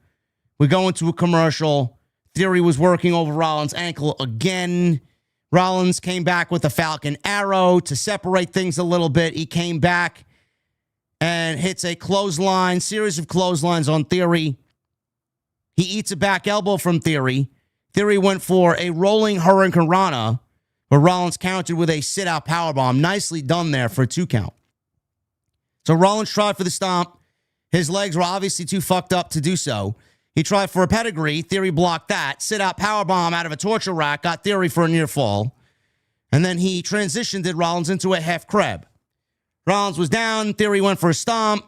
Rollins caught him with a clothesline. Rollins climbed to the middle rope. But while Theory had the referee's attention, Logan Paul ended up shoving Seth Rollins off the top rope. Theory then stomped Rollins, and he only got a 2 count. So Theory starts punching away at Rollins. Logan Paul slipped Theory the brass knuckles. Logan Paul distracted the referee again. Rollins came back with a super kick. Rollins went for the brass knucks. Referee caught Rollins. He took them away. Theory tried for a roll-up on Rollins, who was distracted. He reversed it into a pedigree and got the 1, 2, 3. Again, not the most exciting stuff. I know Austin Theory doesn't do it for most people, nor should he be in the main event in a one-on-one situation, but here we are. This is what WWE is going to do. They're not going to give you Rollins and Breakker or Rollins and Logan Paul. Those are two big matches that WWE probably don't want to give away for free on Netflix. So they go with the easiest thing that they could do, and that's beat Austin Theory because Austin Theory is a loser. Logan Paul jumped Rollins after the match. Angelo Dawkins ran in to even the odds. He got taken out by both Logan Paul and Austin Theory. Montez Ford ran in to save Dawkins, not Seth. Took out both Theory and Paul with his big over-the-ring post dive. Ford is yelling at Dawkins because he said, whenever Rollins is involved, bad things seem to happen. Bron Breakker ran in and right on cue, he hit a spear. He was going for Ford, but Montez pushed Dawkins out of the way, and Ford took the spear. So he did say, anytime you get involved with Seth Rollins, bad shit happens, and here he is eating a spear because he's out there in Seth Rollins' business. Bron Breakker took out Dawkins with a gut buster. Rollins went after Breakker. Logan Paul tripped him up on the outside. He got speared. Vision took over on Rollins 3-on-1. Paul and Theory spread out Rollins on the ring steps. Breakker picks up the other half of the steel steps, and he was going to bring that portion of the steel steps right down on Rollins and crush him and end his career. Adam Pearce and his producer friends are out there. They all grabbed the steel steps away from Bron Breakker before any damage was done. Breakker eventually hit Rollins with another spear. We didn't see it because the cameraman was completely out of position. And the Vision walked off, and that's the way Monday Night Raw went off the air. We got the Bloodline story in the beginning. It set up tribal combat for Clash in Italy. We got a very fun street fight with Finn Balor and JD McDonough. We got Brock Lesnar ending, hopefully, the Oba Femi Open Challenge and looming is a rematch at Clash in Italy between Oba and Brock. This main event was all right. We got some storyline continuity with Rollins and Dawkins and Rollins and Ford. And then Bron Breakker and Seth Rollins clearly building towards their match, which I'm assuming will take place at Clash in Italy. WWE's got Saturday night's main event that they fleshed out as well. 5 matches there. I mean, they did what they needed to do. This was a better show than last week, but if Brock wasn't there, it would largely be more of the same shit. Nobody expected Brock Lesnar on a random edition of Monday Night Raw in Greensboro, North Carolina. And CM Punk is sorely, sorely missed. Sorely missed. His presence, his promo, his everything is missed on this show. Seriously. Decent show. Better than last week, but WWE continues to be very, what's a good word? Formulaic? Uneventful? Unexciting? I will say Clash in Italy, though, just based on the match card itself, is looking like a fucking tremendous show. For the first time in Italy, they needed to show up big. And it looks like by what we've seen so far, it looks like they're actually giving those people a premium live event. When you got 2 huge championship matches and then Brock and Oba, all 3 of those matches are WrestleMania matches right there. We'll see what happens, but thank you guys very much for all of your support. We had 2,600 people here live on the Raw Post Show right here on Off the Script for your May 18th, 2026. We're going to get into your Super Chats in just a second. I want to thank you guys for all the support. We got a busy week. Again, tomorrow morning we'll be live with Jonathan Coachman for the 2 Count 11:30 on the Behind the Turnbuckle YouTube channel. Tuesday Night Titans will be live tomorrow night, 8:30. Wednesday Night Dynamite, Jesse and I will be live for the Go Home Show for Double or Nothing. Friday night, I'll be doing commentary with the Solid Monster at House of Glory. Saturday, we'll be reviewing SmackDown. Saturday afternoon. Saturday night, we'll be live for Saturday night's main event. And then Sunday, we'll be live for Double or Nothing. So we got a busy week ahead of us. Continue to hit that thumbs up. We got 800 likes. I would love to see 1,000 likes.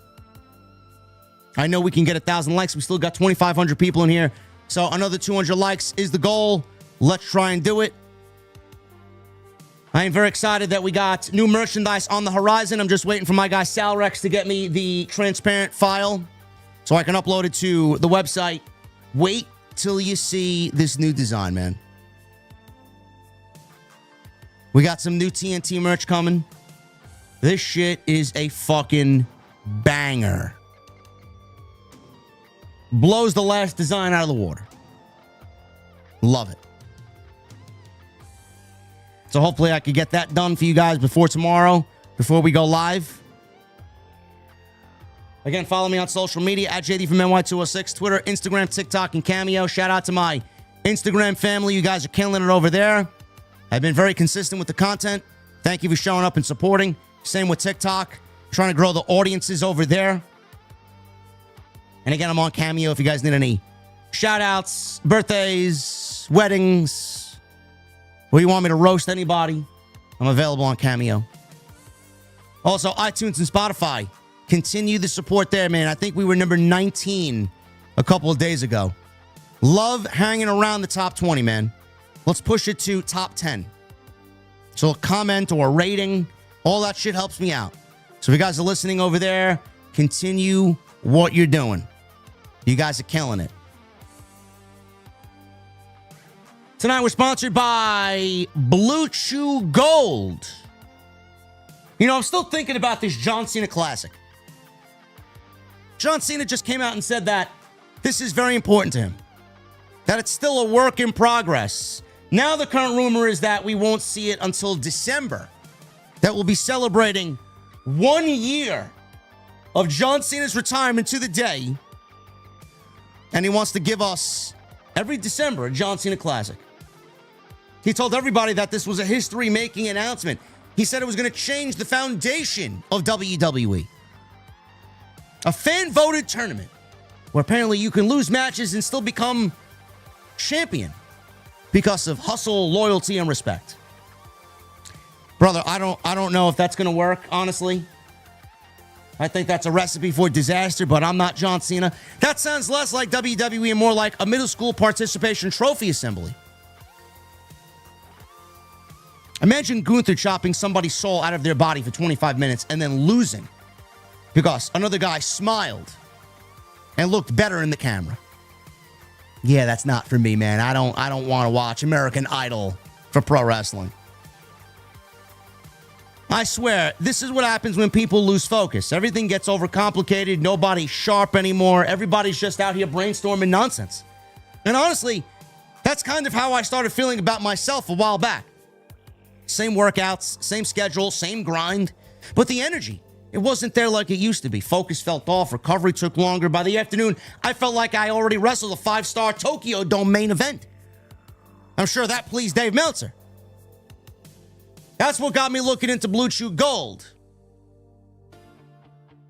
And what I like about it is it's designed to help with more than just physical performance. It's built for arousal and connection, too.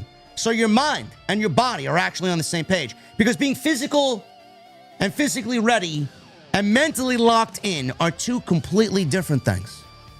Blue Chew Gold combines ingredients designed for blood flow so you can stop overthinking and actually enjoy yourself.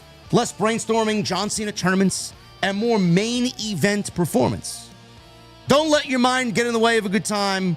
Discover all your options at BlueChew.com. Special deal for all of our listeners right now. You buy 2 months of Blue Chew Gold, get the 3rd month for free. Yes, you heard me. Buy 2 months of Blue Chew Gold, get the 3rd month for free. All you got to do is go to BlueChew.com and use code JD at checkout. That's it. Visit BlueChew.com for more details and important safety information. And once again, I want to thank Blue Chew for not only being a great partner, but sponsoring the podcast right here right here on Off the Script.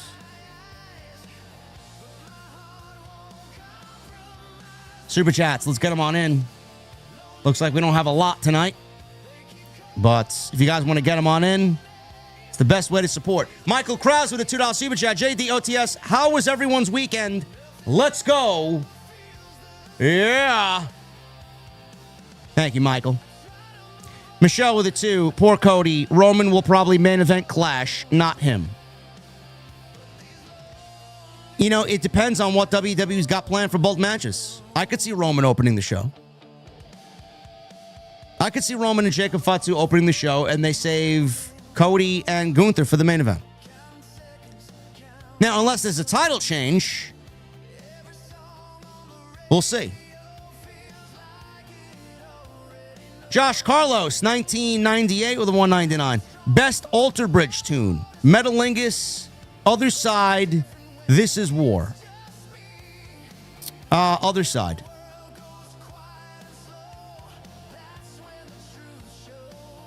This Is War is a great song, though. Michelle with a $2 super chat. Clash in Italy already looking stacked. Indeed. Honored won forever with a 29 months. Oba should beat Brock again and go 2-0. Oba versus Roman SummerSlam. Then we have Summer of Oba. Who beats Oba? That's a problem. No. No, Brock is going to beat Oba. That's why he's back. Brock is going to beat Oba. We'll go 1-1, and then Oba will beat Brock at SummerSlam. Gangrene David with a $5 super chat. Something tells me we're going to get another Brock versus Roman match. Brother, if we get another Brock versus Roman match, no doubt about it, Vince McMahon is back running some sort of creative. Michelle with a $5 super chat. I hope Seth was only selling and not really hurt. And are they really going to have Jacob lose to Roman again? Please, no more bloodline rehash shit. Yeah. Yeah, Jacob is losing. I would be shocked if Jacob Fatu won the World Heavyweight title. To do what? He wins the title and then what? Loses it right back to Roman?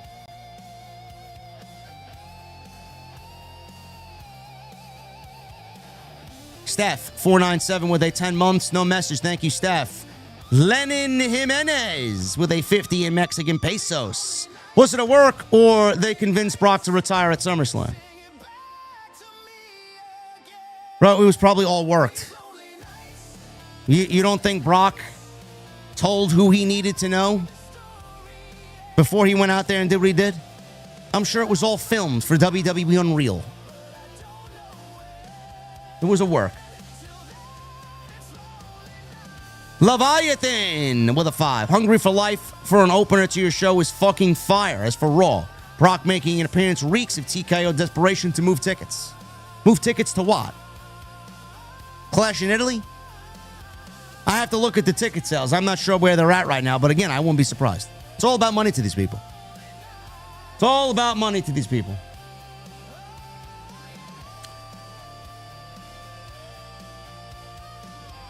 Illuminati. Dub was just granted peace, having Brock retire. Well, old wounds just got reopened for him again. Yeah, well, you know, him and Ross, I didn't watch their reaction, but they pushed heavy for Oba. I'm sorry to tell those two gentlemen that Oba is going down in Turin. Sorry, boys. Michael Krause with the 29 months. Congratulations, JD, on 176 subs. 176K subs. Me and OTS, thank you for everything you do. All here at the OTS venue. You are the GOAT and will always be my friend. Yeah. Thank you, Michael. I appreciate those words, brother. Thank you for being here. Lennon. Where does Brock buy his pants? He must buy them from Kmart or something. I don't know. Walmart?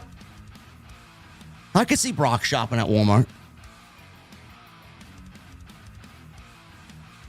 I don't know.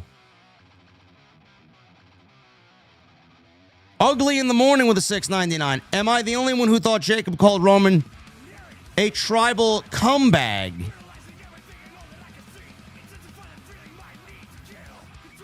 Well, it's not worse than Paul Heyman botching Lesnar's last name. What do you call him? Brock Lesnar? Brock Lecture? What do you say? He said something fucking ridiculous. Lechner? Like he got tongue-tied. Listen, man, it happens to everybody.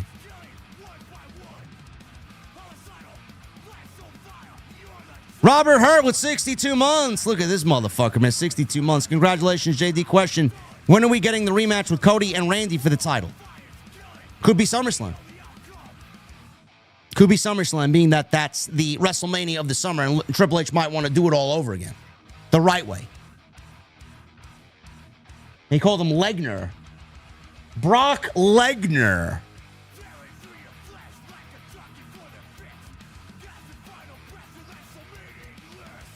MGM Bolin with a 54 months. Oba Femi is greater than Aura Farmy.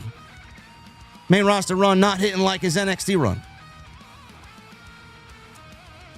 Less Aura Farm and just stop trying too hard. They ruin everything. Ryan with a $5 super chat coming to us from New Zealand. So we ruined Brock's retirement moment, ruined Oba getting a big win over Brock Lesnar, and now we're back to Vince 50-50 booking at Clash and at SummerSlam. Yeah. Yes. Just exactly the way you laid it out, Ryan. Yeah. Sudoku. Finn Balor is great. Love his theme. Get the gold. Yeah, Finn's theme is great because it's CFO money. Or CFOs. Mac Daddy with a $2 super chat coming to us from Australia, mate. 50-year-old part-timer made the show. Not a good sign. No, it's not. It is not a good sign. But this is what WWE does. They are starved for young future talent, which is why you're seeing the meteoric rise of Oba Femi. Hacky Sack 89 with a $1.99 and a recommitment to the VIP club. Thank you, Hacky Sack. Just a lifeless product on rinse and repeat mode. OTS for life, yes. Yes. Imagine if Brock Lesnar wasn't on the show tonight. Don Stoney with a $5 super chat. Besides House of Glory, do you watch any indie feds? GCW doing some good shit, in my opinion, says Stoney. No. No. The only thing I might dabble in is some MLW or Maple Leaf Pro, because Morrow is over there. But that's about it. You couldn't pay me to watch GCW. Absolute dog shit content. Hollywood guy with a $5 super chat. So they are not booking Julia for Italy. So is she buried or is she going to Raw? They'll book her in Italy, but they won't book her at the premium live event because I think SmackDown might be in Italy. Maybe. They might be in Italy for that show unless it's taped beforehand here in the States and then aired on Friday. But if it's in Italy, I'm assuming Julie will be on that Friday show in Italy. She will not be at the PLE. There's no story for her to be at the PLE. Don Stoney with a $5 super chat. Besides Red Skies, are there any songs you recommend by Dr. Disrespect? No. No, they're all supposed to be gimmicky, funny songs. They're not like actual, like an actual musician. I just used them as like gimmicky tracks. But Red Skies is a great song. Furious Nation with a $4.99. Can't believe Kevin Owens debuted on Raw on this day 11 years ago. Damn, I miss him. Also, does Jack Perry cause drama in the WWE like in AEW if he jumps? No. No. Jack Perry will be on a short leash, and he'll be on his best behavior. And if he does jump to WWE, he's going right to NXT.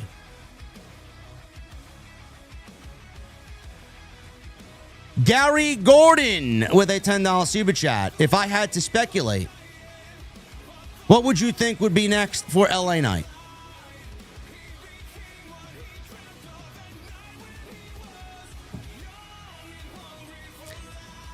Knowing this company, Bronson Reed comes back and he starts a feud with Bronson Reed. LA Knight is fucked. Creatively, just completely fucked. Most popular guy on the brand outside Roman Reigns. One of the most popular acts in the entire industry. Don't have a fucking thing for him creatively. Handler 30 with a $4.99. I'm so tired of El Grande Americano storylines. The fuck is this shit? JD, you are the GOAT.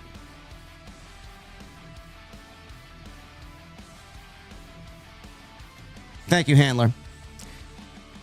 I'm tired of it too, bro. I can't wait for it to be over.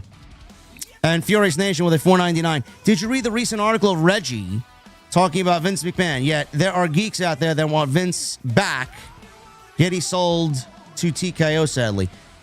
Was it the article where he said that he was going to be inserted into the Sasha Banks and Bianca Belair WrestleMania main event match?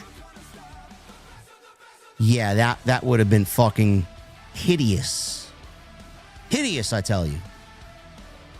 But Vince McMahon, basically, through Reggie, is telling you how much he vehemently disliked women's wrestling. That whole administration did. Thank you guys for a great show tonight. I appreciate you all. We're going to get some rest and attack Tuesday. We got a lot going on Tuesday, man. So join me Tuesday morning, 11:30 a.m. on Coach's channel. Behind the Turnbuckle, we're going to talk a little UFC, MMA, Ronda Rousey, Gina Carano. We're going to go over some of the hot button topics, whichever few there were this week. Talk about the Owen, talk about Brock. So join us. And then Tuesday Night Titans, 8:30 p.m. It'll be me and the Solid Monster. Follow me on social media at JD from NY206, Twitter, Instagram, TikTok, and Cameo. Hit that subscribe button down below. Turn on the bell for notifications.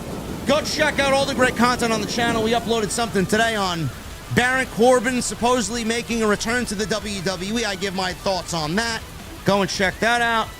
And leave a comment down below, and please hit that thumbs up. Try for 1,000 likes. Thank you, guys. I'll see you tomorrow for a very busy Tuesday right here on Off the Script. I'll see you guys later.